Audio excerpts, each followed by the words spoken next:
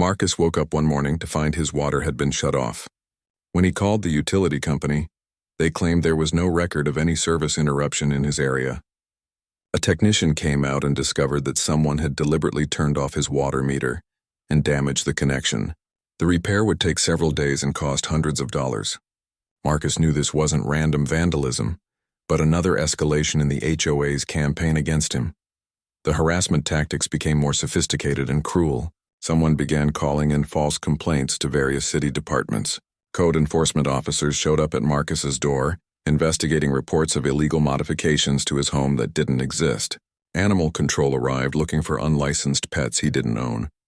The fire department came searching for code violations that were completely fabricated. Each time Marcus had to take time off work to deal with these frivolous investigations. Patricia Henley started organizing neighborhood meetings that deliberately excluded Marcus. Flyers were distributed to every house except his, announcing discussions about community safety and property values. When Marcus learned about these meetings from casual conversations, he would show up uninvited. The room would fall silent when he entered, and Patricia would quickly adjourn the meeting, claiming they had covered everything important already.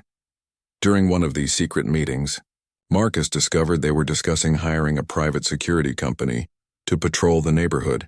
The proposal specifically mentioned increased vigilance for homes that didn't fit the community standards. When Marcus questioned what this meant, Patricia smiled coldly and suggested that some residents attracted undesirable elements to the neighborhood. The implication was clear, and Marcus realized they were trying to create an atmosphere where he would feel constantly watched and threatened. The most disturbing escalation came when Marcus noticed strangers driving slowly past his house at all hours. These weren't delivery drivers or lost visitors. They were clearly conducting surveillance. Some would park across the street and sit in their cars for extended periods, occasionally taking photos of his property. When Marcus approached one of these vehicles, the driver quickly sped away. He reported the incidents to police, but without evidence of actual criminal activity, there was little they could do. Marcus's employer began receiving anonymous complaints about his character and work performance. The calls claimed he was unreliable, unprofessional, and potentially dangerous. His supervisor, Dr. Sarah Martinez, called Marcus into her office to discuss these concerning reports. Fortunately, Dr. Martinez knew Marcus well and recognized the complaints as harassment. But she warned him that if the calls continued, it could affect his employment despite his excellent work record. The stress was taking a toll on Marcus's health and mental well-being. He had trouble sleeping, knowing that someone might be watching his house or planning the next attack. He started experiencing anxiety symptoms and had to take medication to manage the constant stress. His friends noticed the change in his demeanor, how he had become more guarded and suspicious of everyone around him. Marcus knew the situation was approaching a breaking point. The HOA had moved beyond petty complaints and false inspections to more serious forms of intimidation and harassment. He suspected they were planning something dramatic that would force him to leave, but he had no idea what form it would take. His hidden cameras had captured some suspicious activity, but nothing concrete enough to prove a coordinated campaign against him. He prepared himself for whatever would come next, determined to stand his ground no matter how far they were willing to escalate their hatred. Marcus decided to install security cameras around his property. After his garden was vandalized for the third time in 2 weeks, someone had trampled his vegetable plants and spray-painted crude words on his fence during the night. The police took a report but seemed uninterested in investigating further, suggesting it was probably just kids causing trouble. Marcus knew better. The vandalism was too targeted, too personal to be random pranks. He spent an entire Saturday installing a comprehensive security system. Hidden cameras were placed strategically around his property, covering every angle of his yard, driveway, and the street in front of his house. Marcus made sure the cameras were discreet, but positioned to capture clear footage day and night. He also installed motion sensors and a recording system that would save everything to cloud storage, ensuring no evidence could be lost or tampered with. The HOA's harassment campaign intensified after the cameras were installed. Letters arrived almost daily now, complaining about increasingly absurd violations. They claimed his house number was painted in the wrong font. They demanded he remove bird feeders that allegedly violated aesthetic standards. One letter even complained that his outdoor trash cans were visible from the street on non-pickup days. Despite being in the exact same location as every other house on the block, Marcus's work schedule became another target for complaints. As a hospital worker, he sometimes came home late at night or left early in the morning. The HOA sent letters claiming his car doors closing disturbed the peace and quiet of the neighborhood. They suggested he find employment with more conventional hours if he wanted to live in their community. The audacity of their demands amazed Marcus, but he documented everything while maintaining his composure.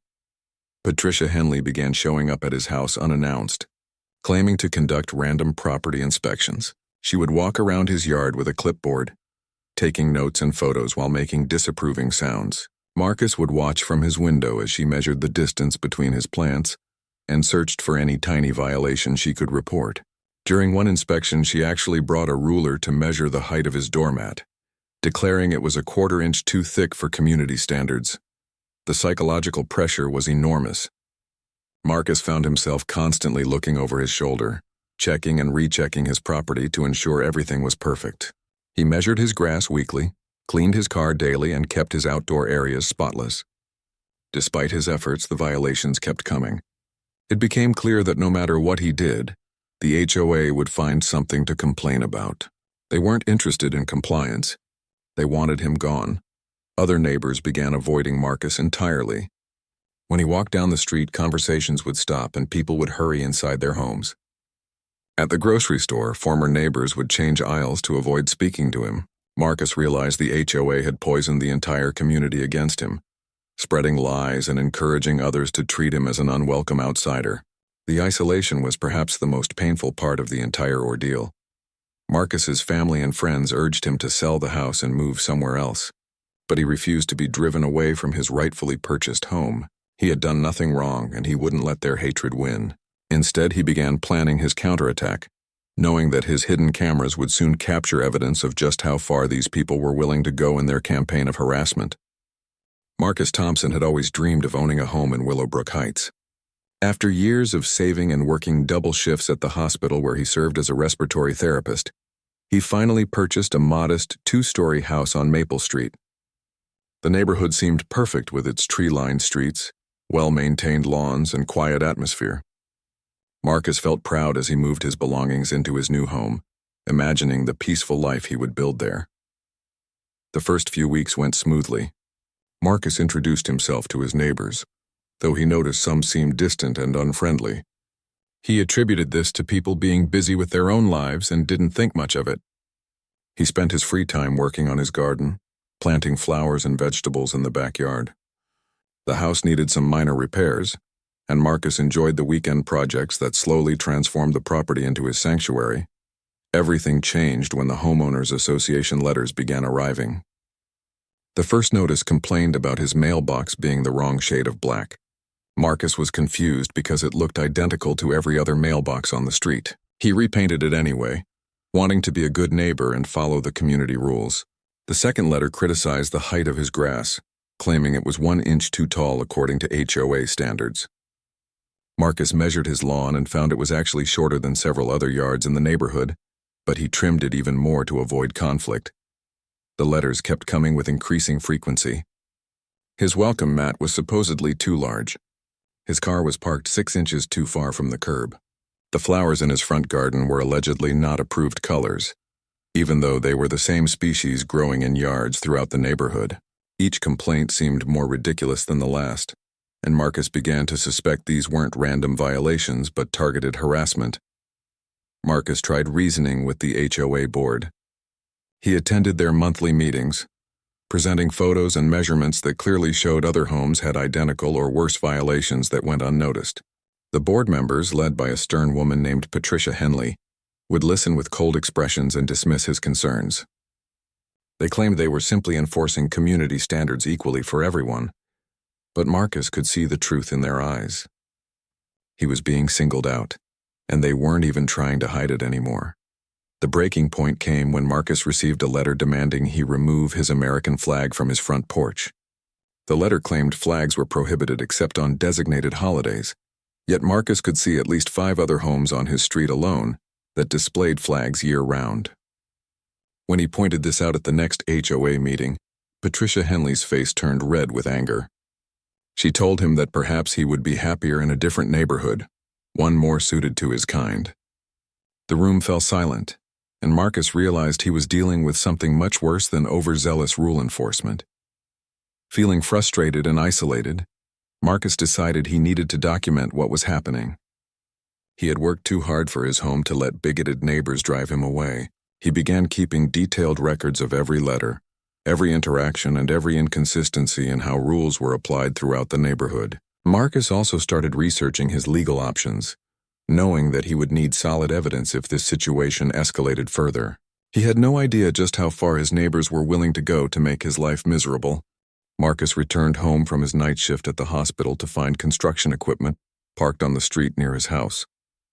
Orange cones and warning signs had been placed around his property, and there was a notice taped to his front door claiming that utility work would begin immediately. The letter was printed on official-looking letterhead from a company Marcus had never heard of, and it demanded that he keep his property clear for the safety of workers. When Marcus called the city's utility department, they had no record of any scheduled work in his area. The water, gas, and electric companies all confirmed they had no projects planned for his street. Marcus realized this was another fabricated crisis, but the construction equipment looked legitimate, and he wasn't sure how far the HOA would go with their deception. He decided to wait and see what would happen while his hidden cameras recorded everything.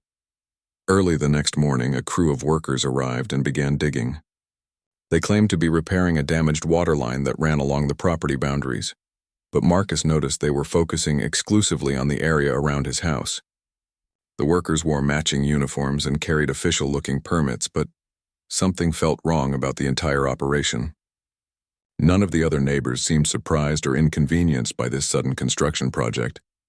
As the day progressed, Marcus watched in horror as the workers began digging a deep trench that completely surrounded his property.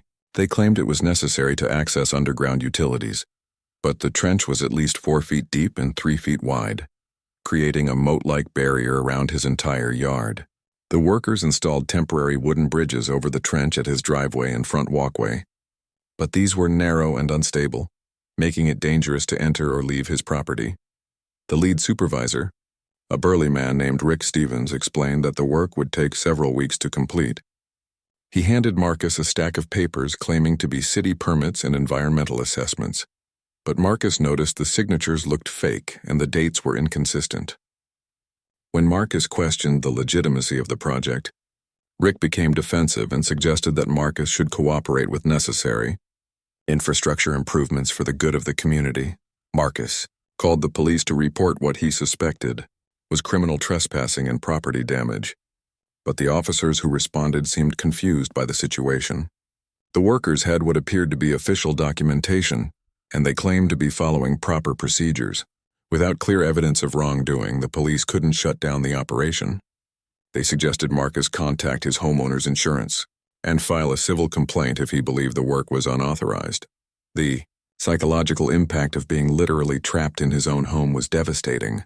Marcus had to carefully navigate the unstable bridges every time he needed to leave for work or grocery shopping. The constant noise of heavy machinery made it impossible to sleep during the day after his night shifts. Delivery drivers refused to cross the makeshift bridges, so Marcus couldn't receive mail or packages normally. The trenches filled with rainwater, creating muddy, stagnant pools that attracted mosquitoes and gave off a foul smell.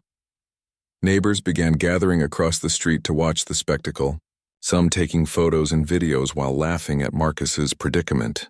Patricia Henley was often among the crowd, smiling with satisfaction as she observed the chaos surrounding his property. When Marcus tried to speak with other residents about the suspicious nature of the construction, they claimed they had been informed it was necessary work and that Marcus should stop complaining about community improvements. Marcus documented everything with his security cameras while researching the construction company and trying to verify the permits. He discovered that the company existed but had no history of utility work in the area. The permits contained several obvious errors and inconsistencies that suggested they were forgeries. Marcus realized he was dealing with an elaborate and expensive scheme designed to make his life so miserable that he would have no choice but to sell his house and leave the neighborhood. After 2 weeks of living surrounded by trenches, Marcus discovered the true purpose of the elaborate construction scheme. His hidden cameras had captured Patricia Henley meeting secretly with Rick Stevens, the construction supervisor, in the early morning hours. During their conversation, which his cameras recorded clearly, Patricia handed Rick an envelope thick with cash while discussing the next phase of their plan. They talked about making the trenches permanent and claimed it would force Marcus to abandon his property within a month. The recording revealed that the entire construction project was funded by a secret assessment that the HOA had levied against all homeowners except Marcus. Each household had been required to contribute several $1,000s to what they were told was a neighborhood improvement project. The real purpose was to create conditions so unbearable that Marcus would sell his house at a loss and leave the community. Patricia boasted on camera that once Marcus was gone, they could fill in the trenches and claim the work was completed successfully. Marcus also captured footage of HOA board members visiting the construction site after hours, celebrating their progress with champagne and making cruel jokes about their trapped neighbor. They discussed hiring an appraiser to lowball Marcus's property value when he eventually decided to sell, ensuring he would lose most of his investment. One board member suggested they could buy his house through a shell company and then resell it to a more suitable family at full market value. The most damaging evidence came when Marcus's cameras recorded Patricia Henley admitting to a friend that they had been planning this scheme for months. She explained how they had researched legal loopholes and found ways to harass Marcus without technically breaking any laws. The fake permits were created by Patricia's brother-in-law, who worked in graphic design, and the construction company was owned by Rick Stevens, who was Patricia's cousin. The entire operation was a family business designed to drive out unwanted residents. Marcus compiled all the video evidence and consulted with a civil rights attorney named David Chen, who specialized in housing discrimination cases. David was outraged by the footage and immediately filed complaints with multiple agencies, including the FBI's Civil Rights Division, the State Attorney General's office, and the local district attorney. The evidence was so clear and comprehensive that David was confident they had an ironclad case for both criminal charges and a substantial civil lawsuit. While building his legal case, Marcus endured increasingly desperate attempts by the HOA to force his surrender. The workers began using louder equipment and extending their hours to maximize the noise disruption. They deliberately damaged his water and electrical connections while claiming it was accidental, forcing Marcus to pay for expensive emergency repairs. The trenches were deepened further, and the temporary bridges were made even more unstable and dangerous to cross. Marcus's determination to fight back only strengthened as he witnessed the depths of his neighbors' hatred and the lengths they were willing to go to destroy his life. He realized this wasn't just about one house or one family. It was about standing up against a system of organized intimidation that could target anyone who didn't fit their narrow definition of acceptable residence. His case could set a precedent that would protect other families from similar attacks. The stress of the situation had taken a physical toll on Marcus, but he found strength in knowing that justice was coming. His attorney had assured him that the evidence was overwhelming and that both criminal and civil penalties would be severe. Marcus began preparing for the day when the truth would be revealed, and his tormentors would face the consequences of their actions. He had no idea that his patience and careful documentation were about to pay off in ways that would shock the entire community and make national news. The morning that changed everything began like any other day of harassment, until Marcus noticed unmarked cars surrounding the construction site. Federal agents wearing FBI jackets emerged from the vehicles and immediately began arresting the construction workers. Patricia Henley was handcuffed in her driveway while trying to flee in her car, and Rick Stevens was arrested at the construction site while attempting to destroy evidence on his phone. The arrest sent shockwaves through the neighborhood as residents realized the magnitude of what had been happening. FBI agents executed search warrants on multiple homes, seizing computers, financial records, and communications that revealed the full scope of the conspiracy. Marcus watched from his front door as his tormentors were led away in handcuffs, their faces showing the same shock and disbelief he had felt when the harassment first began. Attorney David Chen held a press conference that afternoon, revealing the extensive video evidence Marcus had collected. The recordings were played for local news stations, showing Patricia Henley's cash payments to the construction supervisor and her recorded admissions of the discriminatory scheme. The footage of HOA board members celebrating with champagne while Marcus suffered in the background became a viral sensation, sparking outrage across the country about housing discrimination and HOA abuse. The criminal charges were severe and comprehensive. Patricia Henley and 5 other HOA board members were charged with federal civil rights violations, conspiracy to commit fraud, extortion, and racketeering under the RICO Act. Rick Stevens and his construction crew faced charges for fraud, criminal trespassing, and destruction of property. The fake permits led to additional forgery charges, and the cash payments triggered money laundering investigations. Marcus's civil lawsuit against the HOA and individual board members resulted in a settlement of $2.8 million, making it one of the largest housing discrimination awards in the state's history. The homeowners who had funded the harassment scheme were also held liable for damages, and many faced financial ruin as their insurance companies refused to cover their discriminatory actions. The HOA was dissolved, and new management was installed under court supervision. The construction trenches were filled in at the defendant's expense, and Marcus's property was restored to better condition than before the harassment began. Professional landscapers repaired all the damage to his yard and installed a beautiful garden as part of the settlement. Marcus also received compensation for his lost wages, medical expenses from stress-related health issues, and pain and suffering endured during months of psychological torture. The case attracted national media attention and led to congressional hearings about HOA accountability and housing discrimination. Marcus became an advocate for homeowners' rights, working with civil rights organizations to push for stronger laws protecting residents from HOA abuse. His story inspired other victims of housing discrimination to come forward and seek justice for their own experiences. Patricia Henley was sentenced to 5 years in federal prison and ordered to pay substantial fines and restitution. The other conspirators received sentences ranging from 2 to 4 years, depending on their level of involvement.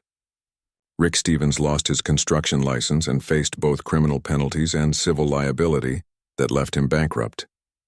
The judge called their actions a disgraceful attack on the fundamental American principle that all citizens deserve equal treatment in housing. Marcus continued living in his home on Maple Street, which became a symbol of resistance against housing discrimination. New neighbors welcomed him warmly, and the community worked to rebuild its reputation after the scandal.